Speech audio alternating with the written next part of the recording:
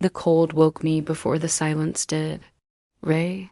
My voice cracked as I reached across the bed, but all I found was the echo of absence.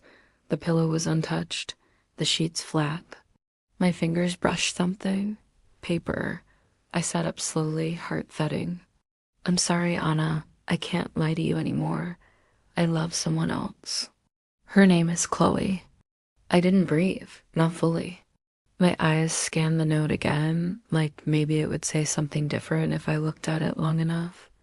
Chloe, I whispered. Saying her name felt like swallowing glass. I stumbled out of bed. My feet hit the hardwood like I was waking up from a nightmare, but everything was real. His closet doors were open, half empty. His cologne was gone. Ray, I shouted, ridiculous and desperate. I ran to the front door, locked from the inside. My hands trembled. Lila's footsteps padded down the hallway. Mommy? She rubbed her eyes, clutching her teddy. Where's Daddy? I swallowed, hard. He had to go somewhere, sweetheart. Is he coming back? Her voice was tiny. Not today, I whispered, pulling her close. Not today. She curled into me, soft and warm, while my insides went hollow. An hour later, Maya burst through the front door, no knock, no warning. I'm going to kill him. I blinked. I mean it, Anna. What the hell? Chloe? Who even is Chloe? I held up the note. She snatched it, scanned it, then tossed it on the table like it was poison. That coward. He didn't even have the balls to say it to your face. I stayed silent. Tell me what you want. Ice cream? Alcohol? A baseball bat? I'll bring them all. I finally spoke. He's gone, Maya. She sat beside me on the couch and pulled me into her arms, then let him go. But you're staying right here. You're not going down with him. I laughed, but cracked halfway out. He said he loves her. He left me a damn note like we were in high school. You built a life with him, a child, a home. This isn't about you not being enough. This is about him being a selfish prick. I looked at her, tears blurring my vision. What if I was too tired? What if I stopped trying? What if I made it easy for him to leave? Stop. Don't you dare take that blame. You were raising a child, running a career, keeping your world from falling apart while he was out chasing some 25-year-old fantasy. My voice cracked. I didn't even see it coming. She held my face in her hands. Because you trusted him. Because you believed in your marriage. That's not weakness, Anna. That's love. My phone buzzed on the table. I glanced at the screen. Ray. Decline. Maya picked it up and threw it into a pillow. We're blocking him right now. If he wants to leave, he doesn't get to waltz back in when it's convenient. I stared at the ceiling. How am I supposed to explain this to Lila? She sighed. One day at a time, we sat in silence for a moment. The kind of silence that makes your chest feel too small for your heart. Maya broke it. I'm staying the night. You don't have to. She smirked. Shut up. I brought wine and a trashy movie playlist. You're not allowed to be alone on day one of hell. I let out a small laugh. Thanks. Always. Now go change out of those pajama pants. We're gonna cry, scream, and then eat chocolate until it's illegal. As I stood, I caught my reflection in the hallway mirror. Pale, hollow, a woman unrecognizable. But deep inside, somewhere below the heartbreak, something whispered back. You will survive this. I stared at the living room wall like it had betrayed me. The wedding photo was crooked. I didn't remember it ever being crooked before. I walked over slowly, pulled it off the nail, and stared at the frame. Us, laughing, his arm around my waist. My face soft with love, I threw it. Glass shattered against the floor. Okay, I whispered. One down. I moved to the next frame, Lila's first birthday. Ray had icing on his nose. He was kissing my cheek. We looked like a family. Smash, Mommy? Lila's small voice froze me mid-reach. She stood in the hallway, teddy in hand, wide-eyed. Why are you breaking the pictures? I crouched down, forcing a smile. They just don't belong anymore. She stepped forward, careful of the glass. Is Daddy coming home today? My chest caved. Not today, sweetheart. She nodded, lower lip trembling. Is he mad at me? Oh, baby, no. I pulled her into my arms. This has nothing to do with you. Daddy loves you so much. Do you still love him? I hesitated. I love you more, always. At work, I stared at my screen for 10 minutes before realizing I hadn't drawn a single line. The blueprint looked dull, lifeless, like someone had drained the color from the entire project. Irene stepped into my office, her heels clicking. Anna? I looked up, startled. Sorry, I was just not working. I noticed. She sat across from me. Her gray bob framed her face like a steel halo. You need time. I have deadlines. You have a heart, she said softly. You can't design homes when yours is breaking. I blinked fast. I can't fall behind. You won't. Take a week. Rest. Or don't rest. Break things. Scream. Just be human. I nodded, eyes stinging. Thank you. She stood. One more thing. Yeah, Ray's an idiot. I laughed, despite myself. That night, Maya dragged me out, literally.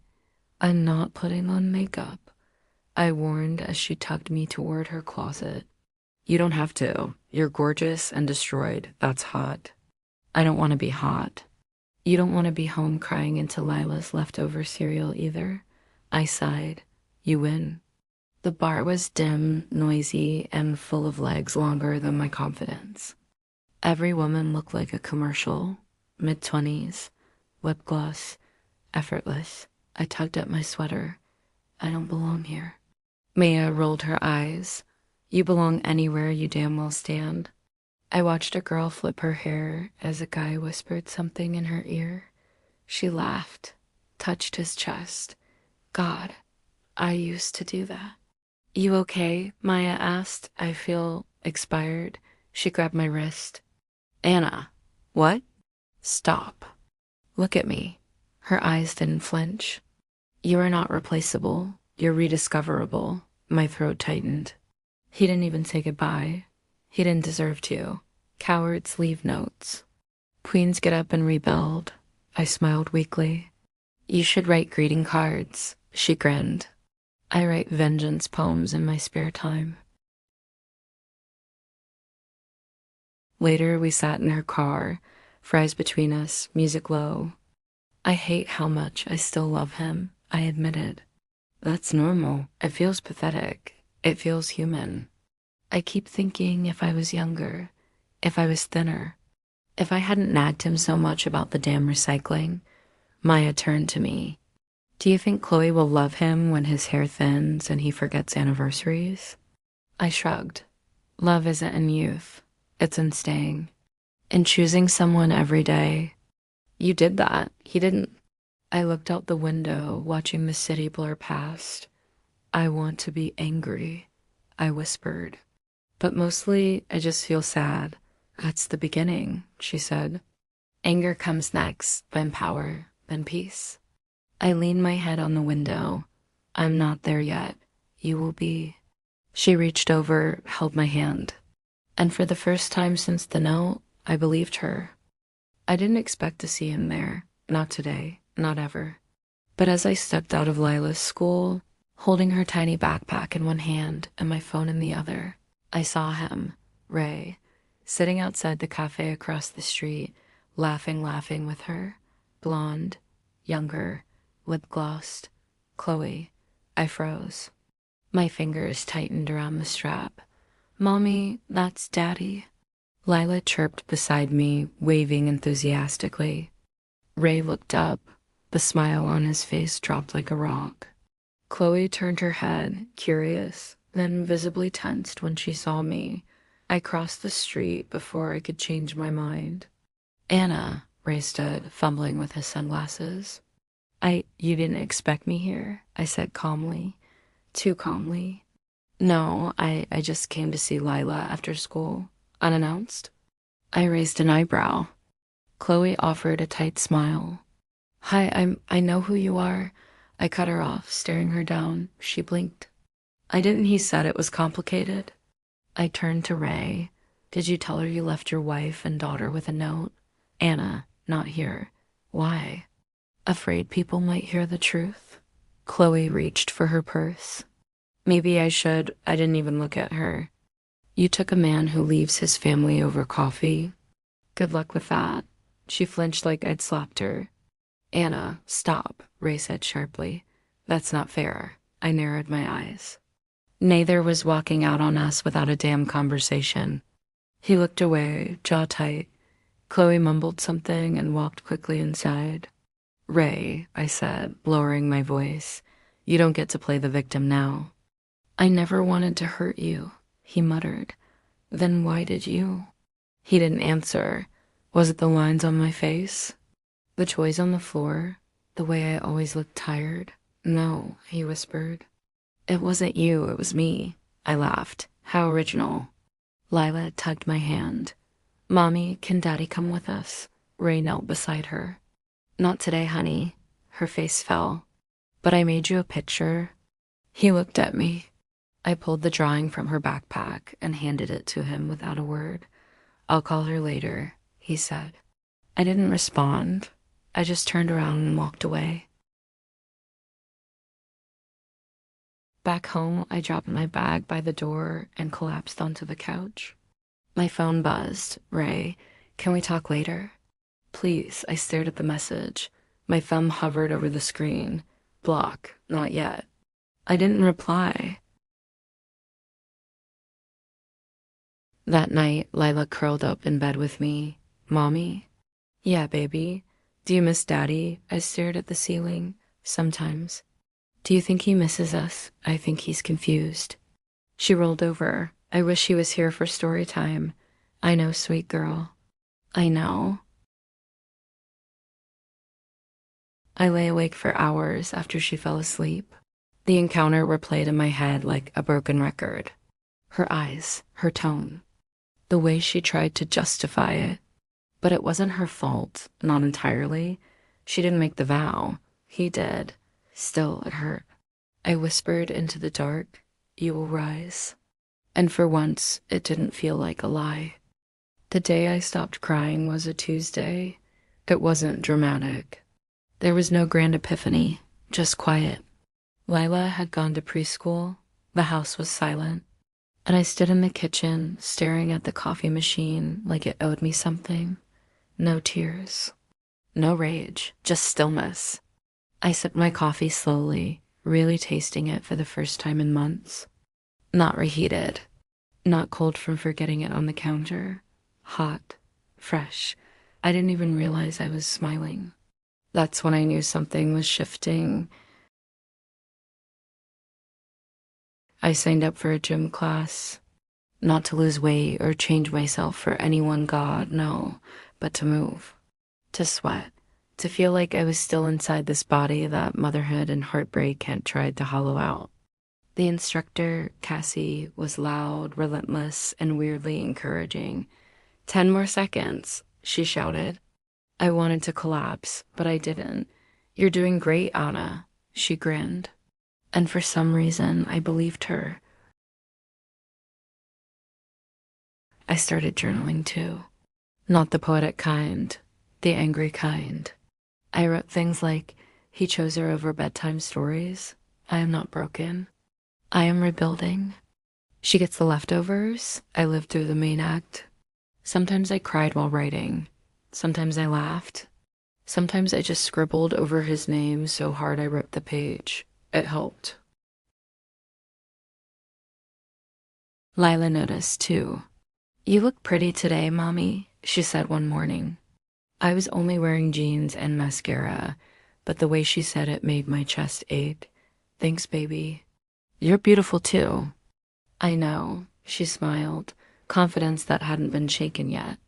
I silently vowed to protect that for as long as I could. The first time I saw Ray's name on my phone again, I didn't panic. I let it ring, voicemail. A few minutes later, a text. Ray, I just wanted to hear your voice. Can we meet? I stared at it. The old me would have answered right away. Would have obsessed over the wording, the timing, the implications.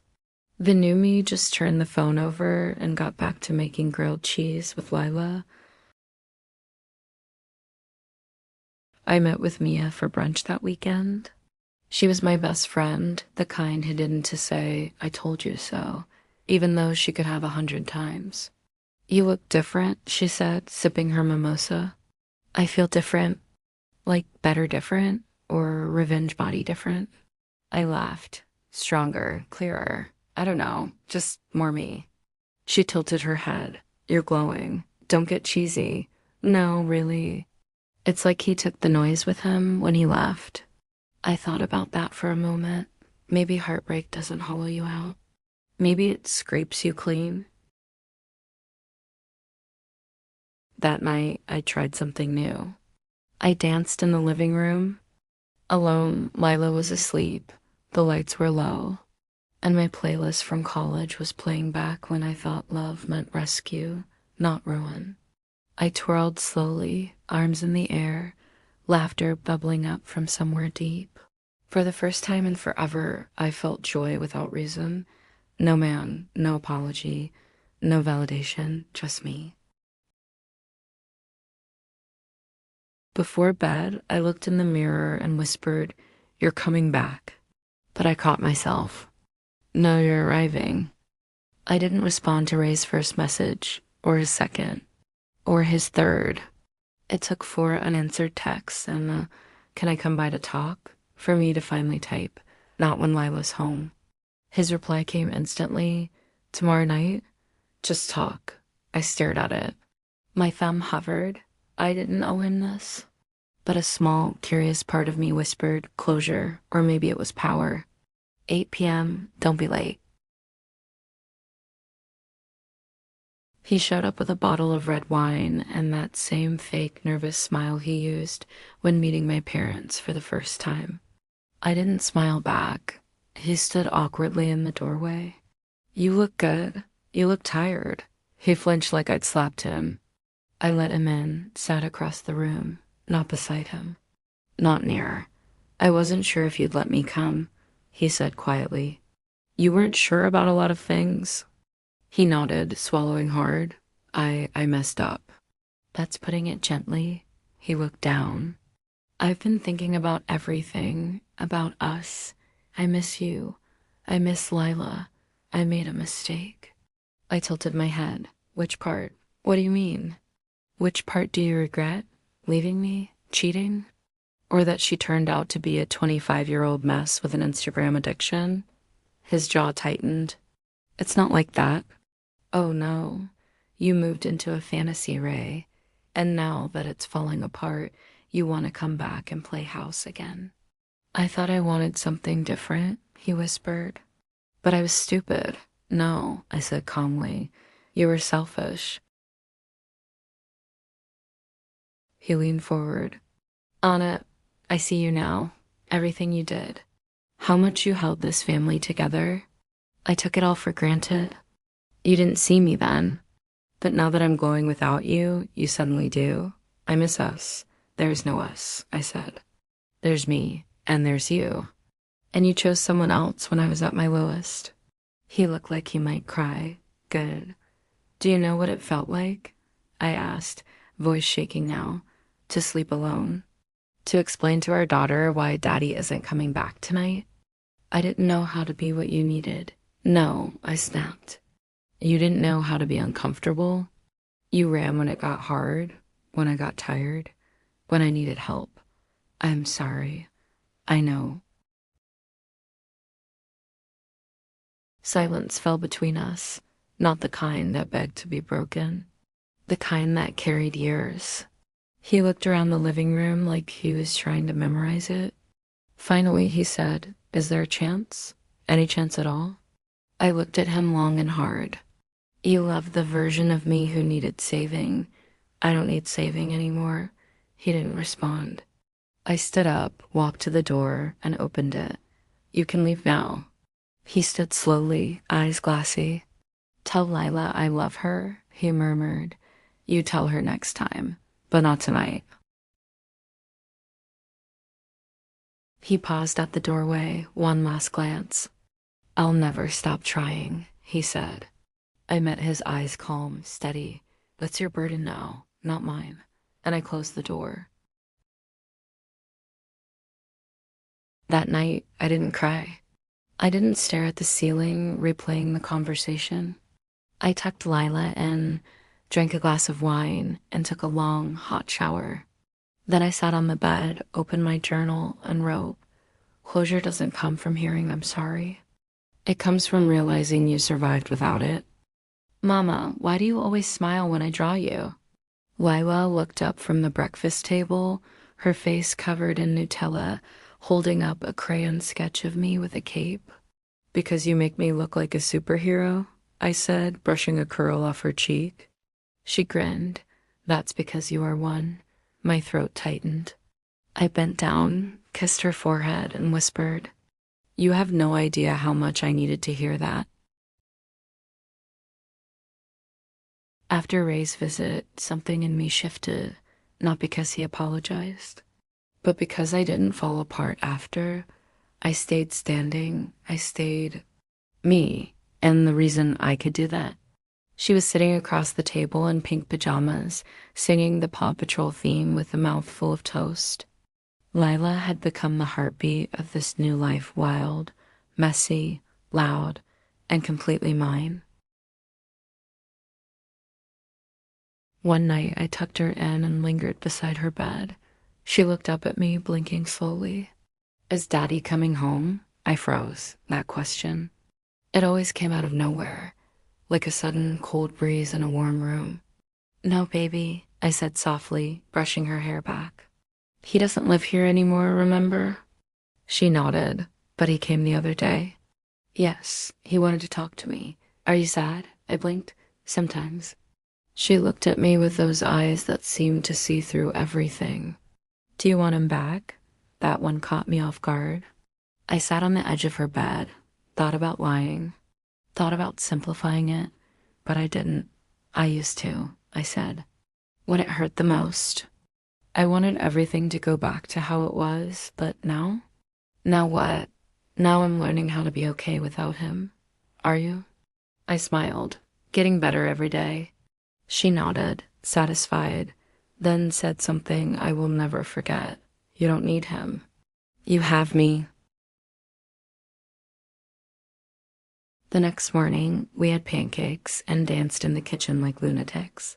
Lila called it Saturday morning disco, and it became a tradition. We wore sunglasses, used spatulas as microphones, and laughed so hard my stomach hurt. I looked at her and thought, this is what healing looks like, not some quiet moment of zen, but loud, syrupy, chaotic mornings where the pain has no room to breathe. Later that week, I picked her up from school, and her teacher stopped me. She stood up during story time and told the whole class her mom was the bravest person in the world. I blinked fast. She did? The teacher smiled. She said, my mommy fixed a broken heart all by herself. I barely made it back to the car before crying.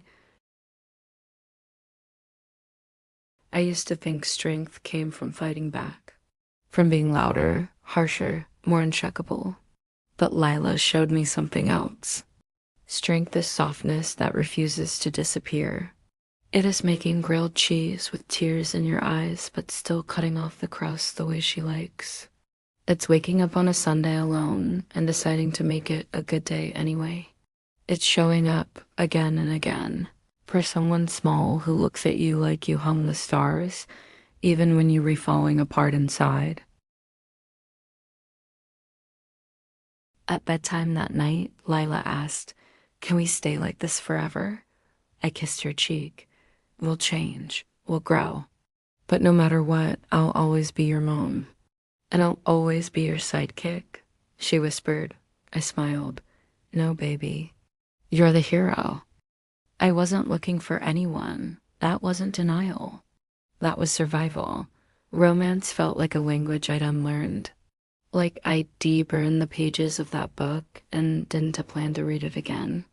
But then came Alex, not in a whirlwind, not in fireworks, but in small, quiet ways, like how spring tiptoes in after a long winter. It started at the bookstore, my safe place. Lila was busy in the kids section, flipping through picture books, and I was in the self-help aisle pretending I hadn't read them all. I reached for a copy of Tiny Beautiful Things. So did he. We both touched the cover at the same time. Sorry, I said, pulling back. He smiled. You take it. I read it already. 3 times, actually. I laughed, genuinely. So you're either heartbroken or incredibly emotionally intelligent? Maybe both. He shrugged, his eyes warm. I'm Alex. Anna. We ended up sitting near the coffee corner. One conversation became 2, then 5.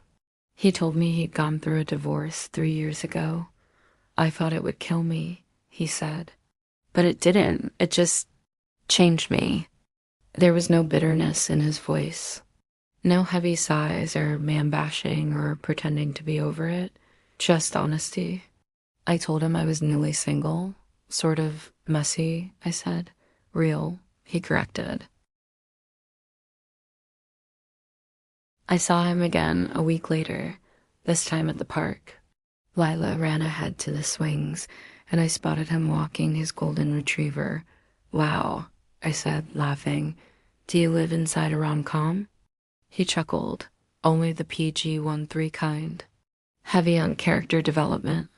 We sat on a bench, talked about music, books, what it's like to feel like a stranger in your own life. It was easy. Comforting. No pressure. He didn't ask for my number. Didn't try to make a move. He just sat with me. And that, somehow, was more intimate than any flirtation. Over the next month, he became a gentle fixture. He'd wave from across the coffee shop, recommend books. Sometimes we'd just talk for 10 minutes in the cereal aisle. And slowly, I started to notice things. Like how he listened, really listened. Like how he never asked me to be anything but where I was.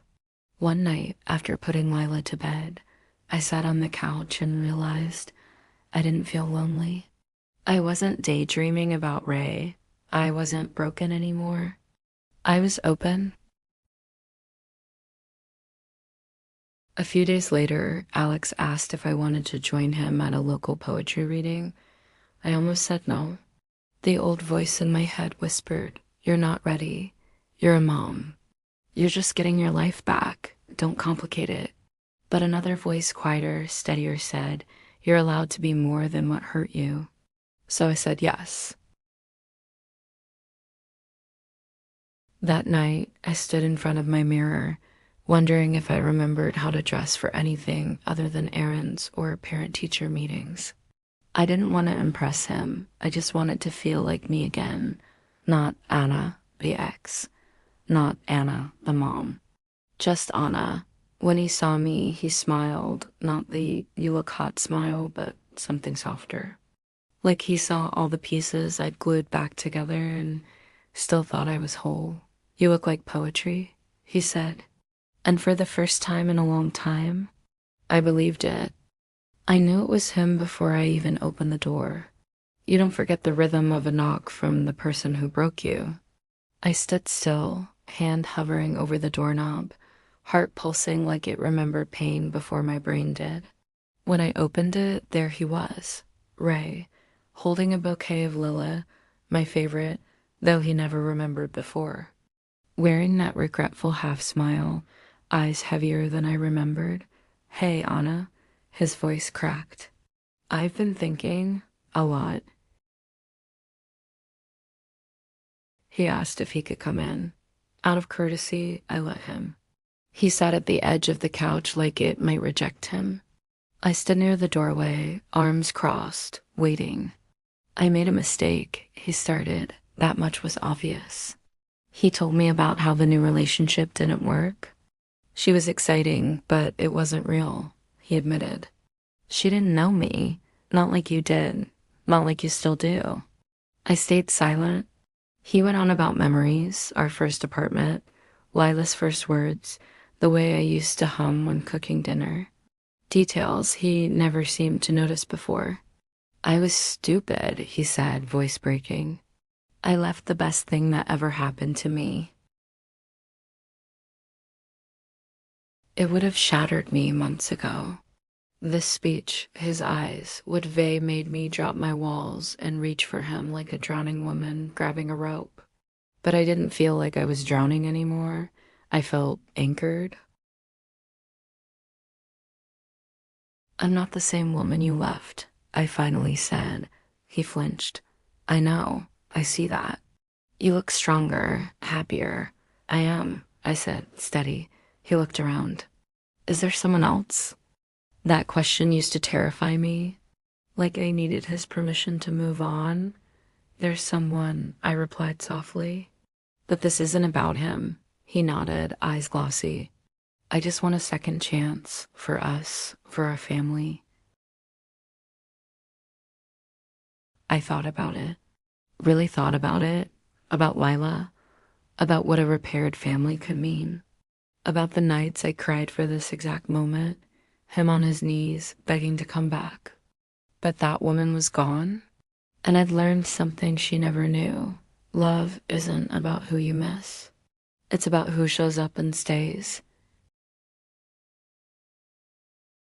I needed you when I couldn't breathe, I said, when I was shattered on the bathroom floor, when I had to explain to our daughter why her father didn't come home. I was lost, he said. I was too, but I stayed. For her, for me. He reached out, tears now falling freely. I still love you, and maybe he did, but love without respect, love without loyalty, love that only returns once the fantasy fails. That's not love. That's memory dressed up as hope. I stood tall. I forgive you, Ray, for all of it. He exhaled like he'd been holding that breath for months. But forgiveness, I added, doesn't mean a second chance. He left the flowers on the table. When the door shut behind him, it was quiet. Not empty, quiet. I sat down, stared at the lily, and smiled. Because for the first time in years, I had chosen myself. There's a different kind of silence that comes after closure. It's not loud like heartbreak or hollow like denial. It's soft, peaceful, whole. That's what I felt the morning after Ray left for the last time. Not relief, not sadness, just space. And in that space, something bloomed. I woke up to sunshine on my face. No alarms, no tension in my chest. Just Lila tiptoeing into my room, whispering, Mommy, can we have pancakes today? Absolutely, I smiled. We cooked together. She stirred the batter like a little chef, making more mess than breakfast, but I didn't care. The house was full of laughter, ours. It was in that moment I realized something. We were already a complete family, even without him. Later that day, I opened my laptop and stared at a blank document. It had been years since I'd written anything that wasn't a grocery list or a resignation letter. Before marriage, before motherhood, before betrayal, I used to write poems. Little things, quiet things, things that made me feel like I mattered.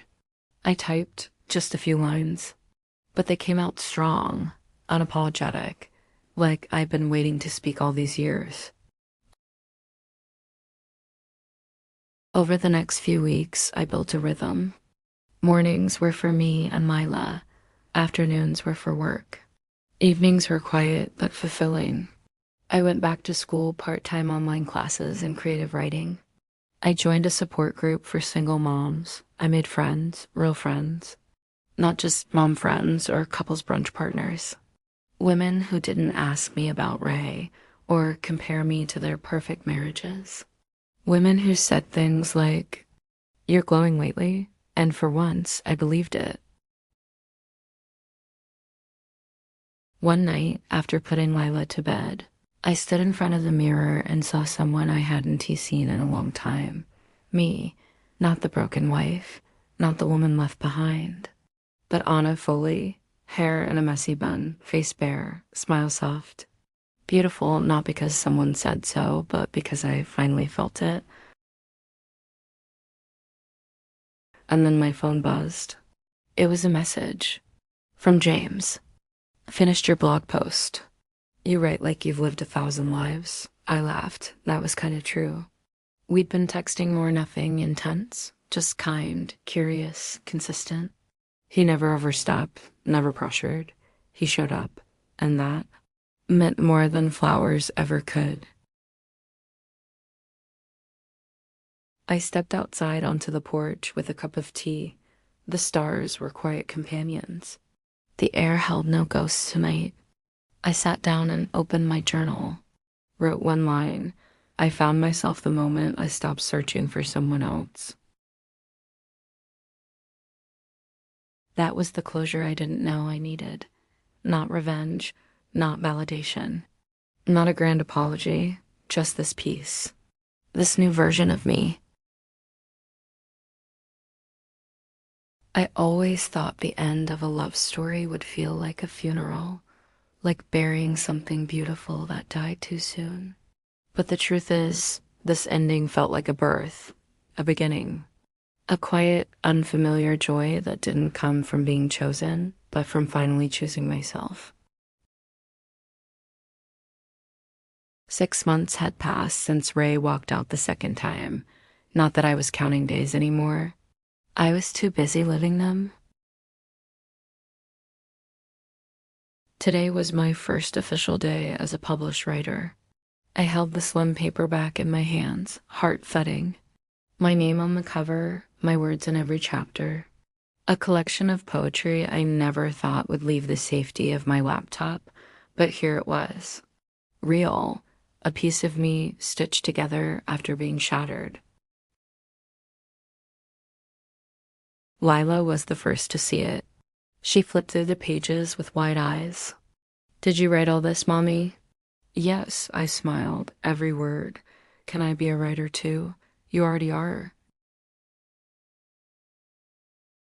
I didn't expect to feel so content. Not the fake kind where you pretend everything's fine, but the quiet kind that doesn't need an audience. I wasn't waiting for someone to love me anymore. I was loving the life I was building. James was still around. We met for coffee sometimes. He came to Lila's school recital and brought her a bouquet of sunflowers, but there were no declarations, no pressure, no promises whispered in the dark, just a man showing up and a woman learning to let someone in without losing herself again.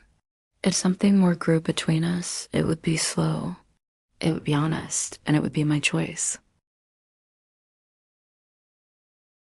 The biggest change, though, wasn't in my relationships.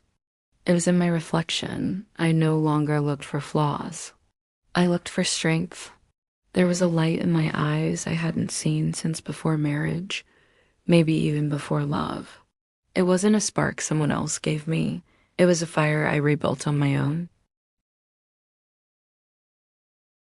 People ask me sometimes if I'd take Ray back, if I'd do anything differently.